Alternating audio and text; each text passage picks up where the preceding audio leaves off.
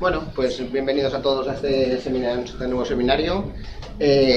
Bueno, es parte del seminario del instituto y también lo hemos incluido dentro del Food Match y del semestre de inteligencia artificial, que en teoría acabamos el cuatrimestre pasado porque íbamos a hacer la visita antes. Cuando hablé con Coloma, la visita iba a ser en diciembre, pero al final venía muy apurado y decidimos dejarlo para después. Y como, claro, es una cosa que está muy relacionada con la inteligencia artificial, pues está dentro del semestre temático de inteligencia artificial. Un placer tener aquí a Alejandro Cartas, de la Universitat Pompeu Fabra de Barcelona. Es del grupo de Coloma Ballester y el contacto fue a través de ella, en una oposición aquí en Valencia. Y bueno, nos va a hablar de cosas relacionadas con estas cosas que hacemos nosotros del fútbol, en este caso con imágenes, ¿vale? Y relacionada con grafos. El título de la charla es Graph-Based Method for Soccer Action Spotting Using Unsupervised Player Classification. Correcto. Perdón. Y nada, un placer. Cuando quieras. Muchas gracias. Vale, pues voy a darla en inglés porque creo que ya estoy más acostumbrado. Yo soy postdoc, soy Alejandro y soy postdoc en el grupo de Coloma y Gloria. Trabajamos tenemos esta línea de investigación de Visual Sports Analytics y este trabajo lo presentamos en un workshop del ACM el año pasado, en octubre. So, let's start with the presentation. I will talk very broadly about this work that we did. This is the contents of today's talk. I will try to describe the action spotting task. Then I will present the model overview of how it works. And then I will show to you the experiments that we perform on our model, and finally I will state the conclusions of this work. So I will talk about first the action spotting task. So the action spotting task, it's a task that the objective is to spot the exact frame of an action in a broadcast match. So, for example, here you can see in your right hand, you can see three sequences. In the first one, here is a sequence where a player scores a goal. So the task is to find the frame with the goal action. Here are other examples: a yellow card and a substitution. So this task helps us in visual summarization of a huge video, like a football match lasts for 90 minutes, so you can summarize it more or less in, I don't know, 3 minutes or 6. So this task was first presented in SoccerNet E2. This data set is the largest one of broadcast videos. It has around five soccer matches with 17 different action categories. So there could be a corner, there could be a yellow card, red card, and others. So this data set is very challenging. It has more than 100,000 annotations. So now I will present to you the model very broadly. So here is our architecture. So what we have first, the input of our model, it's a video sequence of a broadcast soccer video. So for each frame, what we do is first we have to detect the players on the frames, and we calculate the motion vector of each player, and also we calculate the player classification. We have 5 different classes. We have the referees, the players from Team A, players from Team B, and also the goalkeepers. So after we have done that, we create a graph of the field. Well, a graph of the players. So in this graph, each node represents a player, and it has the information about the velocity and its classification. This graph also, it's connect the edges, represent the distance between different players, and this distance was calculated using the homography of these frames. After we have done this graph representation, we then perform, we pass this data to the graph neural network, then we use a temporal pooling strategy, and finally we classify the action using a fully connected layer. So now, in the next points of my talk, I will describe in more detail what we do in this paper. So first, I want to talk about the player motion vector. So this is the pipeline of the player motion vector. So we start the player segmentation. So for the player segmentation, we use another work that it's named point red, and this segmentation, well, this work on segmentation, it's very good. You can see here the segmented players with the bounding boxes. We also calculate the optical flow using another neural network. In this case, we use FlowNet 2.0, and you can see the result here.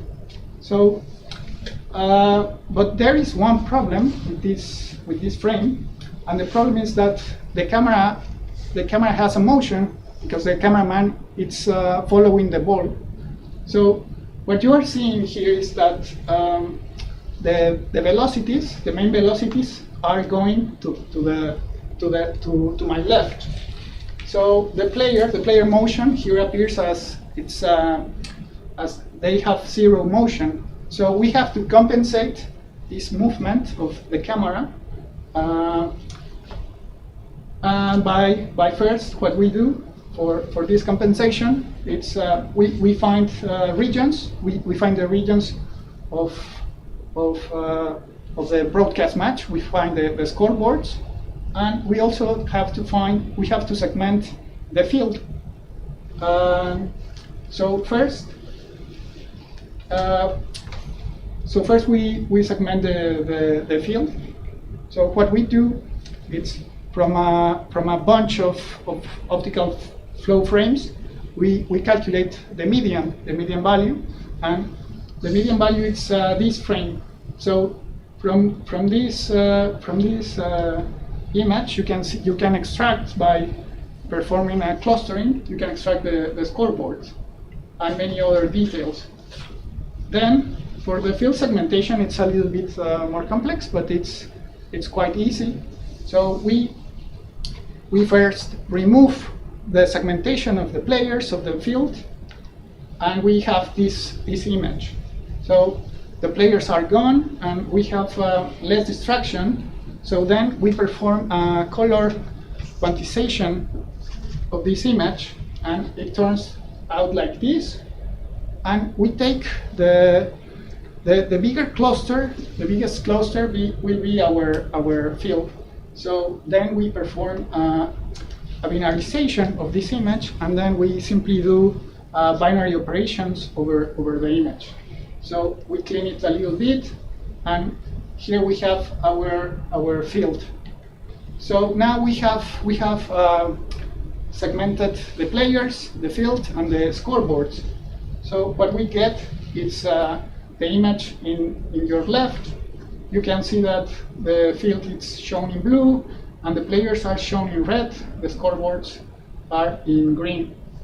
It's not perfect, this algorithm, but it can help to compensate the motion. So now we can calculate for each player the velocity in the image. So the results appear here to your right. You can see the arrows of each player in the image. So now the next point in my talk will be about the unsupervised player classification. This problem that appear, we didn't wanted to go into that detail, but it happened. So the objective is to to determine the class that corresponds to each player, which team. We don't classify it like at a fine detail, like telling the name of the player or the number. We just want to have if they are from one team or another. So we have already done the player segmentation. We know the people running in the field. And we also have information of the camera calibration. So we have the homography, and we can project the image in your left. We can project it, and we can obtain the player localization in the field. So this is really important information for getting the correct class of the players and the referees and the goalkeepers. Then what we do is we try to extract what we think are the referees and the player teams. So here we use an strategy in which we want only the frames that appear in the middle of the field of the pitch. Because if we take from one side, we will see the goalkeepers. So we set an extraction rule, and this extraction rule says that for all the players should be far away by at least by 30% from the goals. And this then, after we have done that rule, what we get is the segmentation. But we take out the segmentations of each player, and we erode it a little bit, and then we obtain a color histogram of each of the players. So here we have the histogram for the referee, for the blue team and the red team. And the next task for this is clustering them, because we still don't know to which team they belong. So after getting all the players and the masks, we get a bunch of people that we don't know. So if you perform a naive strategy like k-means, like with k-means with k equal to 3, you will get something like these 3 clusters. So the problem here is that it might work for some classes. In this case, it worked for the red team, but it didn't work so well for the blue team. You can see an outlier here. There you have a referee, but the problem is for the minority class, because we have less referees in a frame. There are more players running around the field. So this happens. The referee class is absorbed by another class, right? So what we do first was to say that we have k larger than 3. In this example, I set k equal to 10. We have several clusters. They are not completely pure. So we have to find from these different clusters, we have to find the class prototypes. So for doing so, we are going to try different combinations of these clusters. So we are going to take 3 of them. In this example, I take the ones at the bottom, and then I will calculate the area of a triangle. So this triangle that I create, it's using the histograms, and the side of the triangle, it's the Bhattacharya distance of the histograms. So now I will try all the combinations in these 10 clusters. So this one is the first one, and I want to find the triangle with the largest area. So here is another example, and the combination that I want is this one, and I have found what I think it's the class prototypes. So then I want to make them grow, because they are really small clusters. So I model them as a Gaussian mixture model, and next I make them grow. So for this, I will compare all the players in the other clusters, And if they are too close to them, using again a Batagera distance, I make them grow. And I do this until I cannot longer satisfy my conditions. So now the next step is only extracting the goalkeepers. This is easier than the other players. So I also define an extraction rule. So this extraction rule says that the goalkeeper should be the person who is closest to the goal area, and in this case by 4%. But the rest of the players should be far away, so I don't have troubles later on. So then, as I did before, I get the segmentation of the player, I calculate the color histogram, and I filter them, because it's also not perfect. And finally, I perform a player classification. We use a small network, the mobile net P3. This step takes like 20 minutes or 40. And then we perform the player graph processing. So now I have the information for the player classification. I also have the motion vector. I can create my graph. So again, in my graph, the nodes represent the players. I have information about their position in the field, the motion vector, and the player classification. And the edge in this graph, it's a distance less than 5 meters to be connected. Then this information is processed by a dynamic edge convolutional layer, and the temporal pooling is performed doing a NetBlat++ layer. And finally, we predict the action. So now I will show you the experiments. So the first one, it's about my player classification. We made a little benchmark. I mean, we just used one match. And first I wanted to measure this strategy of clustering the players. So what we did was manually evaluate 14,000 segmented players. So we supervised that they were corresponding to the correct class, and here are the results. For all the classes, I have a 98.5 of accuracy in this task, and you can see at the bottom some misclassification errors. So sometimes the segmentation is not perfect. Two players can appear close together, or there are occlusions.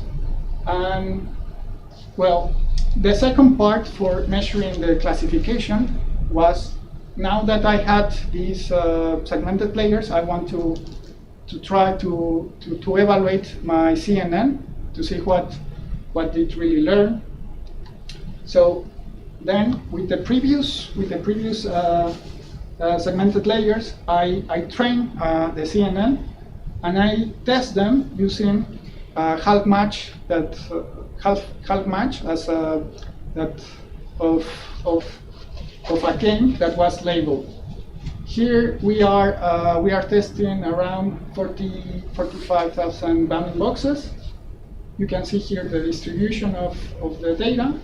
The shaded correspond to the training and validation that was done unsupervisedly.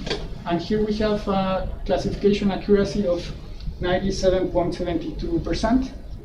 This will get lower because we only tested one match. Our algorithm here doesn't work very well when the conditions of the lighting vary along a match, because sometimes the matches occur at midday and the shade could change the colors of the uniform. Now, we perform also ablation studies on the graph. So what we wanted to find out was what information was really useful for finding the action. So first we perform an ablation study on the edge. We wanted to know what distance between the players work better. So in these examples, in the top you can see the distance at 5 meters, the graph, and at the bottom when the distance is 25. So it's really highly connected. In the experiments, it turned out that a short distance worked better, and we obtained a 43.29 in this of performance. And now we also test the nodes. So here we tested the position of the players only in the graph, the motion plus the position, the player classification plus the position, and all the information. So here we found out that it was better to use all the information. And finally, we also tested other architecture for processing the graph. The best one that we found out was the dynamic edge convolution.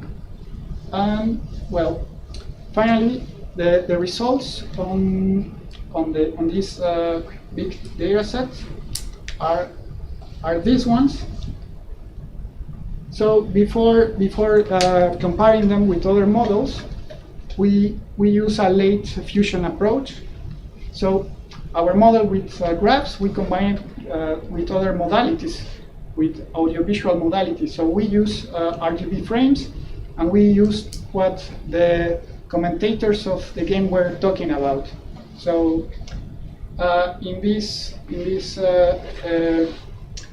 in our combined architecture, we obtain a 57.83% of accuracy in the action spotting task. And finally, here are the results compared with other methods. Here you can see our method. It's the third one on the table.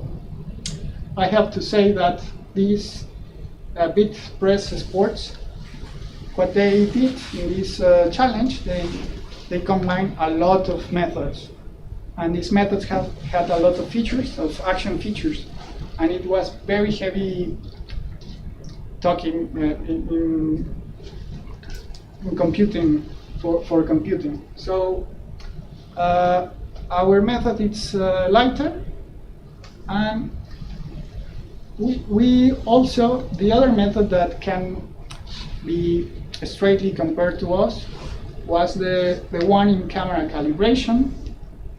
This one in blue.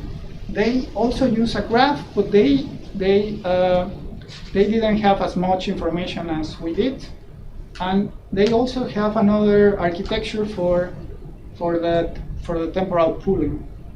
So finally, I will just say the conclusions of this work.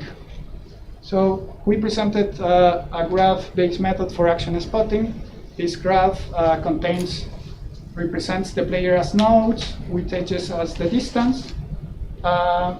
We also, in doing so, we present an unsupervised player classification algorithm, and we provide an extensive evaluation on SoccerNet V2. We obtain 57.83% of action spotting performance. All of our code and methods are available in our project webpage and our GitHub. So that's all for today. Thank you very much.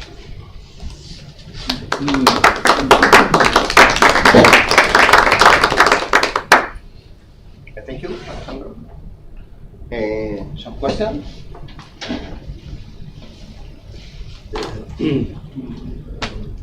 Thank you very much for the talk. Very interesting. And I have some doubts. That means that in your analysis you obtain eventing and tracking at the same time. That's right? No, we didn't perform tracking.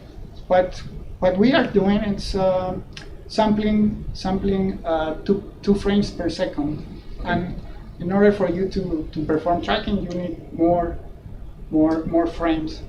and also it's more costly. But if you try to do tracking on the same task, it should get better results. Okay, for doing tracking, you have to identify players that you does not identify. But anyway, you know the points are moving in the. Including the case you could be able to interpolate between Exactly, only yes. 2 images, but you can identify the team, but you cannot identify the player. That's Right.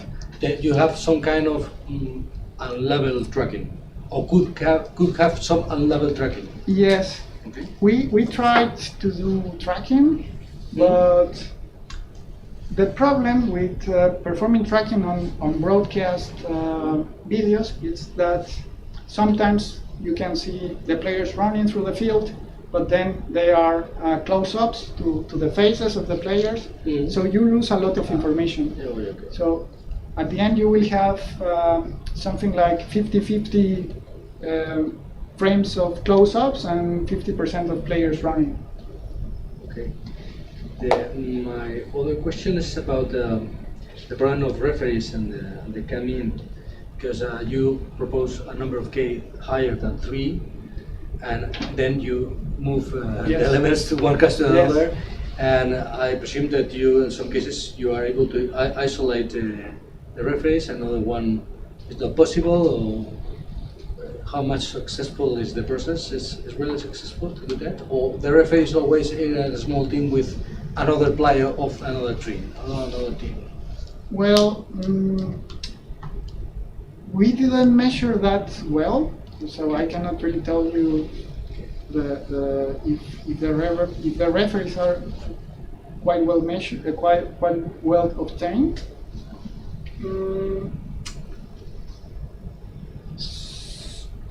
So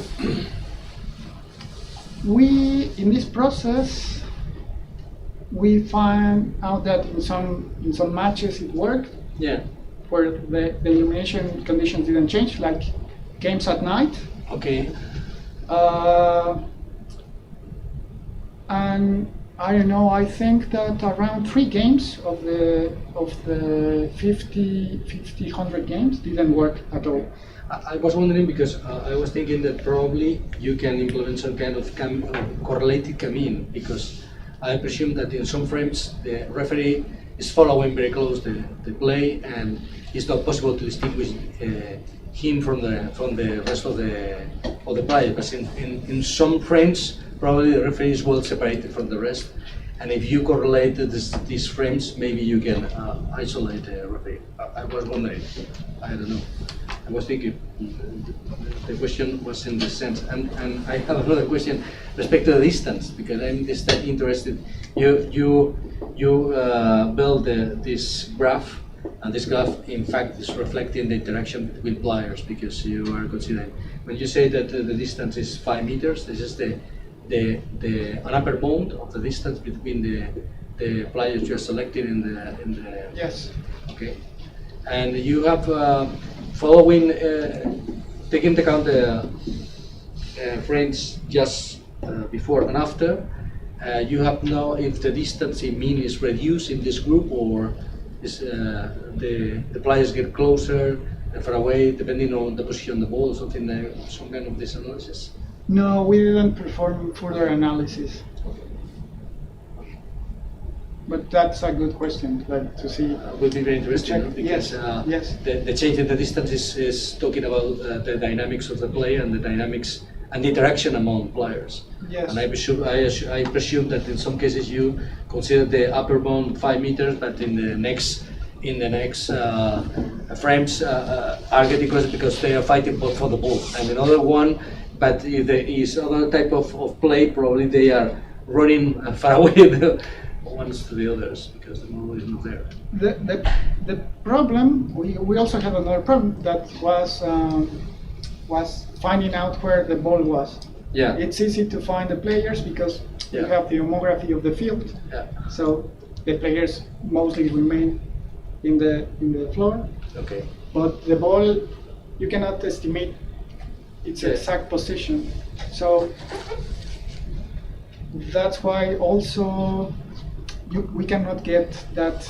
But maybe Fine. analyzing Level the of detail. distance, you can try to predict if the ball is in the area, in this area or not, because although they are fighting for the ball, if Yes. the distance is really Yes. closer and closer, probably because the ball is among the Yes, players. yes, yes. Right? Okay, thank you very much. Some more questions?